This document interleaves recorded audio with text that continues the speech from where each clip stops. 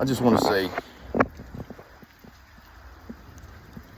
the Bible will straight up tell you that we don't wrestle against flesh and blood. We wrestle against the principalities, authorities in high places, right? In the darkness. Spirits. It's a spiritual battle. It also tells you that you perish from a lack of knowledge. But it also tells you that there's a way to supersede these things with the armor of God. Now in life, bro, a lot of this stuff has been geared towards your degradation and feeding your ego and becoming more blind and venturing off from God, bro. Like, the world is literally a trick, bro, when you really look at it, because God will straight up tell you not to worship false idols, right? You're not supposed to build these things.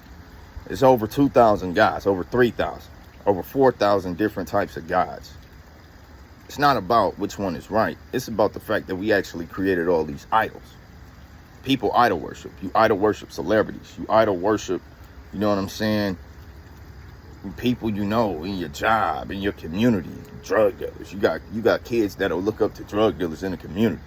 You know, it's just weird. It's like we all create these false idols, bro. And then you start to create this narrative where we as individuals, a lot of times we idolize ourselves. Even if you don't think highly about yourself, you create an idol. What is an idol? It's a representation of something.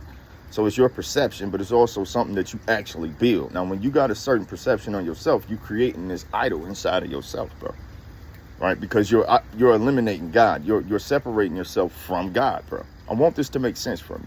So whether you're depressed, you got anxiety, you're a narcissist, you're egoic, you know, confident.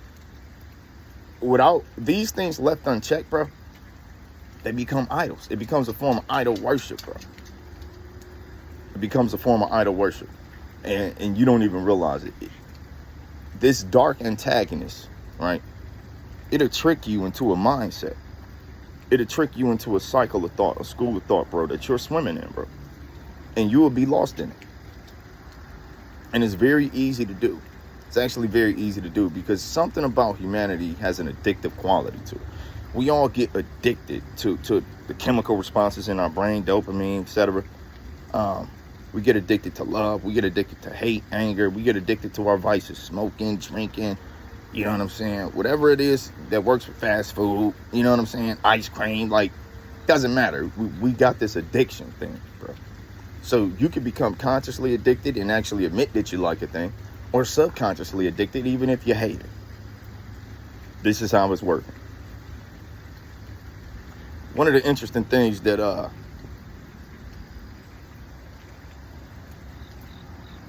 learned about the mind is it doesn't actually separate others from yourself. It actually sees all of us. It actually sees everything as itself. So when you love a thing or hate a thing, your mind is telling this to you. This is how you feel. So when you deal with your depression, your anger, your hate, your jealousy, all of these negative things, right? Even if you're projecting it onto other people, you subconsciously and superconsciously project it onto yourself, bro. This is how you create the addiction and the cycle of negativity, bro. It is a spiritual warfare. Now, why is this important? Why is addiction and depression spiritually important? It's because if I can damper your mind, I can damper your life. I can damper your spirit. Therefore, I can damper your life's purpose. Some of y'all might be a lot more powerful than you actually know, but your depression got you down. But your addictions got you down. Your anger got you down. Anger subdued me for a long time. I finally got so much control over that beast. Like, I know I'll be venting in videos, but that's as far as it goes. I ain't doing nothing stupid out here. You know what I'm saying? If you can affect the person psychologically, you can affect them emotionally. These emotions are tethered to the spirit. It can affect what type of spirit you're walking around with. This opens the door for a negative spirit. Now, the craziest thing about it is, yes, some of these spirits are designed negatively to affect you in a certain type of way. But once the door opens, you're open to other suggestion. Spiritual warfare at its finest. I really hope this makes sense. Because depression is a real thing. It causes people to take their lives. That's a sin, you know, biblically speaking. It causes people not to realize their highest self. You know, one of the biggest things that you could actually say is a transgression against life and maybe even God, is not to use your life to try to uplift others like God did for you. But how can you do that if you're depressed, angry, sad, addicted? You're not even going to have this type of emotional empathy and sympathy and compassion and drive to even want to be this type of person, because you don't got it for yourself. The devil took that from you. So now you're not going to be able to have this type of thought process, which could then influence actions, which could then influence a different impact positively, not just in your life, but other people's lives as well. The okie doke. This is how it works. Spiritual warfare takes place on many realms. Why would you limit the devil? Why would you limit God? A lot of people don't really see this deeply into things, but I do. I want you, because if you're the devil, how do you destroy people? A lot of it is opening an emotional floodgate.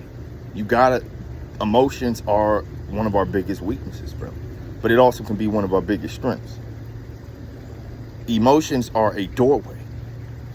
And when you can affect somebody emotionally through trauma in their childhood, life experiences later on, if you can do some type of negative damage emotionally, which is going to affect you psychologically, you can absolutely 1000% without fucking debate affect somebody on a spiritual plane, which will surely alter the course of their life.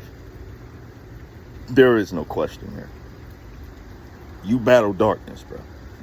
The world is a very beautiful place, but it's not being run by beautiful people with beautiful souls. It's run by people who are greedy, who want to be immortals, who want to be God, who want to be idols, who want to be idolized. We've taken presidents and celebrities, basketball players, rappers, musicians, actors, actresses, all of this. Well, actresses go by actors, they're actors. It's not a male or woman thing, it's just a word. But we've taken all of these different things, our religions, our spiritualities, our own self-growth and enlightenment. We idolize things. We idolize actions. We idolize accomplishments. We idolize everything, bro. And it's really just about figuring out if you're idolizing the right thing. Now, check this out.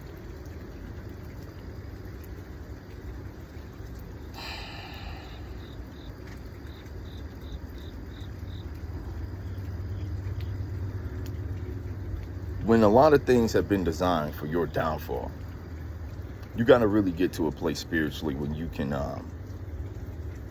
see through the veil.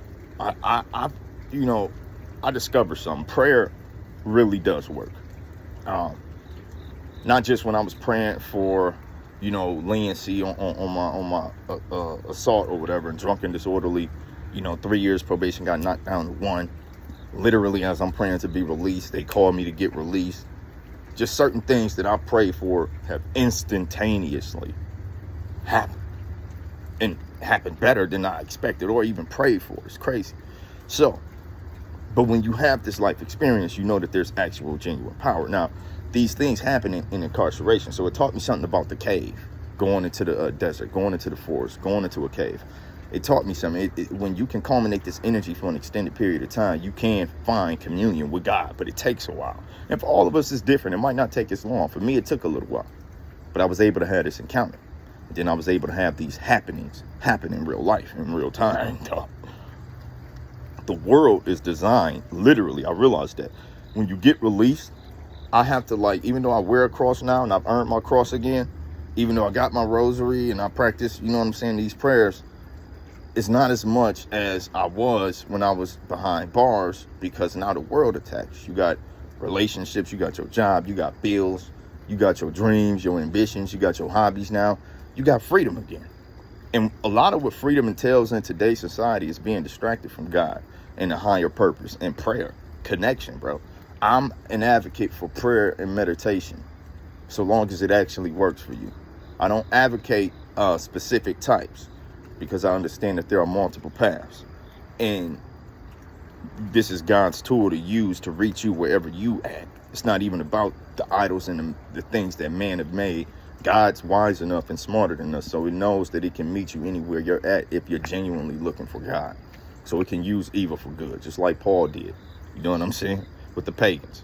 It can use evil and confusion for clarity and good, bro. You just got to really earnestly look and earnestly pray. The world will literally, it's not just designed to keep you distracted from a spiritual path and connection with God, and even the acknowledgement and the discovery of God's existence. It's used as a tool to help you indulge in your flesh when you really look at it, bro.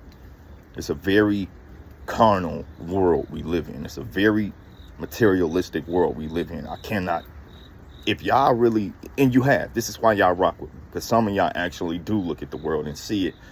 It's not to be depressed. Have fun. Go smoke your weed if you want. Go have your beer if you want. Do what you want. Travel, invest, become a celebrity. But do the right thing. You know what I'm saying? Like, do the right thing, bro. Don't get so lost in this world that you get distracted from the fact that we are actually at spiritual warfare, bro. It's a battle for souls, dog. It's a battle for your consciousness. It's a battle for your decisions, dog. It's a battle for your heart. What you gonna love the most? And each of us are two wolves. Which one wins is the one we feed the most. God and the devil, baby. Who do you love the most? Because whether you articulate it like that or not, your actions have determined that's exactly what it is. You love sin. You love doing evil. You love lying spirits, unclean spirits. You love the devil. But because I know you want to love God, you have to start consciously making a different routine that constructs a different path and a different outcome. It breaks the cycle. You have to actually consciously create new routines in your life that stop you from getting so distracted from God, but also indulging in sin and evil deeds, bro, and evil thoughts. As a man thinketh, so shall he be. So even if you don't necessarily act on your thoughtful desires that are of evil and sin, you are still that type of person. You have to cleanse your minds. We all do. It's inside of you. Evil is inside of you.